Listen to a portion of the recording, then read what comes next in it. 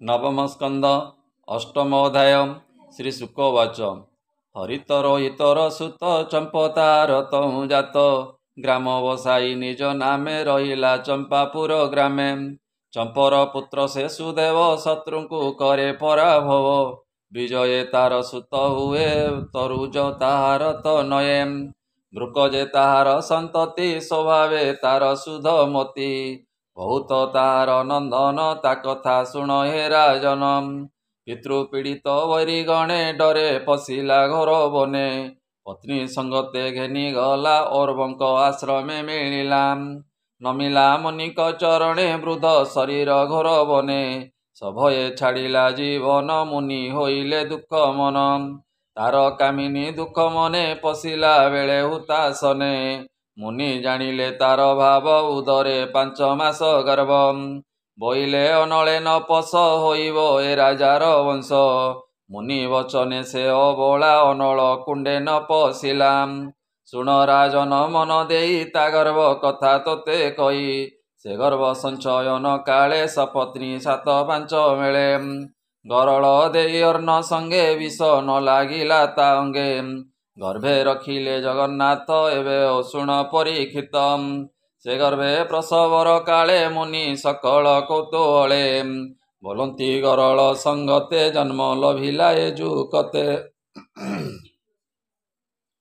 ए गरल संगे जन्म जेणु सगर नाम हेब तेणु हेमते मुनिक संगते सगर राजा दिना केते दिन को दिन अति तेजा होइला चक्रवर्ती राजा सागर कले मई तले 6 अयुत पुत्र बले पिता शत्रु को युधे जिणी स्वगृहे बंदी कले आनी जेते तार रिपुगण शुण हे तांकर नाम ताल जंगम वनसक हय बर्बर जेतेक गुरुक वाक्ये न माइला शुण हे तांकु जा कला मंडित केश ताकु करी हाकाकु कला शुश्रूधारी काहाकु कला मुक्त केश अर्ध मंडिताकार केश केतेक अंतवासहीन परे बहिर्वास शून्य जवन वेश ताकु करी स्वधर्म मार्गरु उधारी गुरुक वाक्य न मानिला विकृत वेश ताकु कला हेमते करी नाना वेश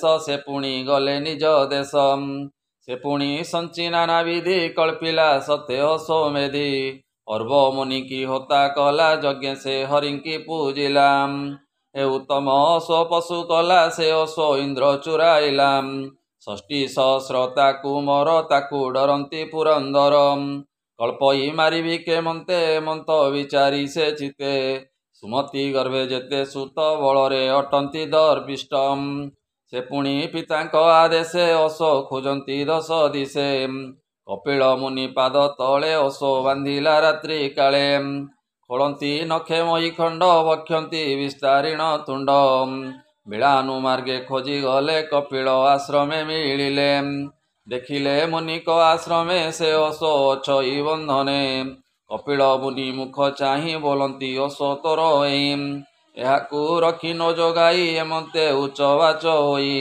आंभ को देखी चक्षु बुझे आंभ को दंभ प्राय बुझे हेमते घोर नाद करी धाइले करे शस्त्र धरी भूमि कंपिला तांक पादे ध्यान भजिला घोर नादे चाहते उन्मील नयने अनल उठिला तो क्षणे महांत तप अतीतो से नयन अग्नि महारोषे देखते सर्वदेव गणे भस्म होइले तत क्षणे 6 सहस्र एकोतर मले से सगर कुमर केशिनी गर्भे कसुत समंजस नामे ख्यात तार कुमर अंशुमान सकल गुणे गुण धाम से थाई पितामहिते मन वचन काये नित्ये से असम्मस योग्यहीन करे विरुद्ध आचरण से पूर्व जन्मे जोगी थिला संगरु जोग भ्रष्ट हेला जोग बलरु जाति स्मर ए जन्मे अछई ताहार जेणु से संग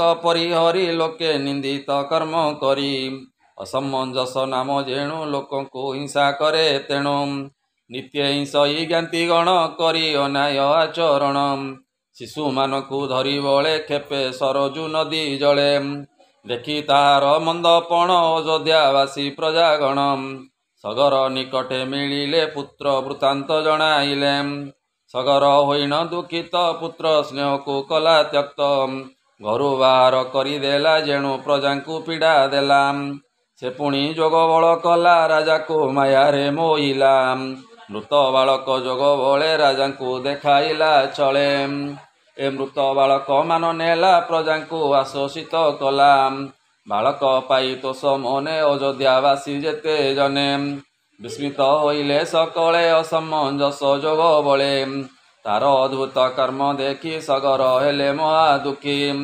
ଏବେ ଓ ଶୁଣ ନରନାଥ ସେ ଅଂଶୁମାନର ଚରିତ।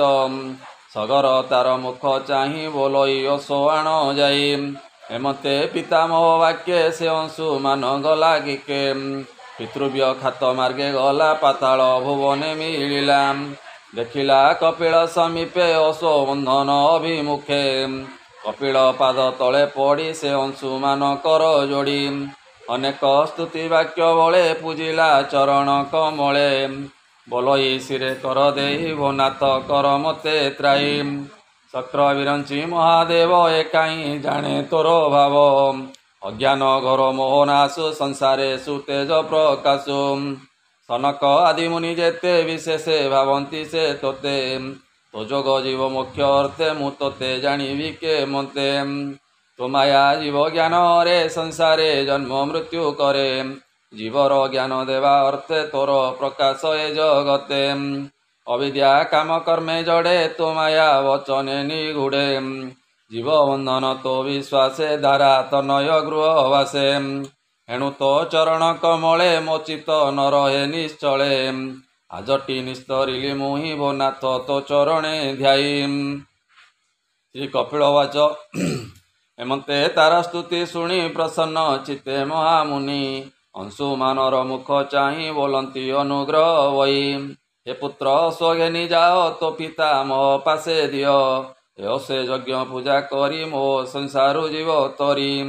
ଏ ଯେ ତୋର ପିତୃକୁଳେ ଭସ୍ମ ହୋଇଲେ କୋପା ନଳେ। ଏହାଙ୍କ ମୁଖ୍ୟ ଗଙ୍ଗା ଜଳେ ଅନ୍ୟଥା ନାହିଁ ଏ ଶୟଳେ। ଏମତେ କପିଳ ବଚନେ ସେ ଅଂଶୁମାନ ତୋଷ ମନେ। ତକ୍ଷଣେ ଅଶୋକୁ ଆଣିଲେ ସେ ପିତାମହ ପାଶେ ଦେଲେ। ଏ ପଶୁ ମାଂସେ ଯଜ୍ଞ କର ବିଷୟ ସଙ୍କଟୁ ନିସ୍ତର। ଅଂଶୁମାନଙ୍କୁ ରାଜ୍ୟ ଦେଇ କର୍ମ ବନ୍ଧନୁ ମୁକ୍ତ ହୋଇ। ପର୍ବଙ୍କ ବୋଲେ ବନେ ଗଲା ଅନ୍ତେ ଗୋବିନ୍ଦଙ୍କୁ ଲଭିଲା। ବୋଲଇ ବିପ୍ର ଜଗନ୍ନାଥ ନବମ ସ୍କନ୍ଧେ ଭାଗବତ। ସୁଜନେ ଶୁଣ ଅନୁକ୍ଷଣେ ସେ ହରି ଚରିତ ପୁରାଣେ। ଅବିଦ୍ୟା ବନ୍ଧ ପାର ହୋଇ ଅନ୍ତେ ପାଇବ ଭାବଗ୍ରାହୀ। ଇତି ଶ୍ରୀମଦ୍ଭାଗବତେ ମହାପୁରାଣେ ପାରମହଂସ୍ୟାଂ ସହିତାଂ ବୈୟାସିକ୍ୟାं ନବମ ସ୍କନ୍ଧେ ସଗର ବଂଶାନୁଚରିତ कथने नाम अष्टमो अध्याय। बोल आनंदे कवार हरि हरि बोल।